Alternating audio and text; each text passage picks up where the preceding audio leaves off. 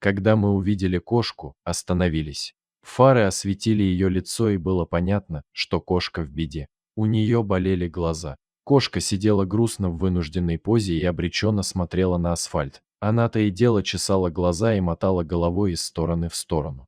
Мы вышли из машины, чтобы ее покормить, и выдавили пакетик корма рядом с ней на траву. Но она не стала есть. Она так обрадовалась, что ее кто-то заметил, и прямиком пошла к нам в руки. Она ласкалась и терлась о наши руки. Она давала понять-то, что ей очень плохо и нужна помощь. Всем своим существом кошка кричала: «Заберите меня домой, мне очень и очень плохо». Кошка больна, и больна серьезно. Долгое голодание и отсутствие полноценного питания привели к истощению.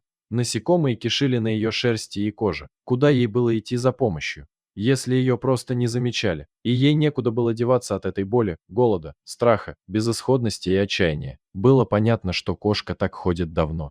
Здесь, в этом дворе, всем на нее плевать. Юля подошла к кошке и взяла ее на руки. Кошка радовалась, и, кажется, она вот-вот расплачется ей в ладони. Малышку решили назвать Ульяна. Не задумываясь ни на минуту, мы забрали ее с улицы. В машине она сразу заняла место между двух передних сидений. Смотрела в окно, и ей было все интересно. Ульяша терлась о руль и была счастлива, что ее забрали, ведь она так долго ждала этого. Потом мы поехали в клинику, но нас не взяли на осмотр, потому что без записи. Время уже было вечернее, и мы понимали, что попасть с кошкой в больницу нам будет крайне сложно. Кошка сидела на руках и никуда не хотела уходить. Она постоянно мурлыкала и боялась нарушить это мгновение покоя и умиротворения. Ощущение защищенности и уверенности. Она притихла и, кажется, собралась немного вздремнуть, устав от уличных скитаний, которые, казалось, для нее были вечными. Мы записались к доктору только через 4 дня. Врачи взяли анализы и посоветовали выполнить обработку красных участков над глазами специальными препаратами.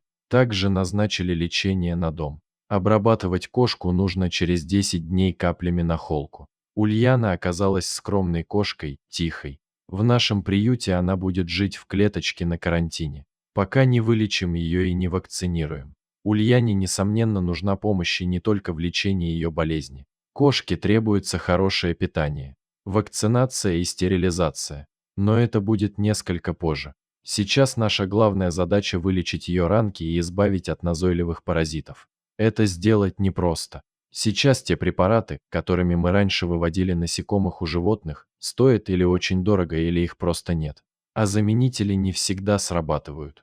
Первый шаг мы уже сделали в помощи этой кошке, мы забрали ее с улицы, а значит, у нас все получится и дальше. Ульяна будет проходить лечение в клинике. Полную диспансеризацию проходить будем на неделе. Дорогие зрители, если вам понравилась история, пожалуйста, поделитесь ей.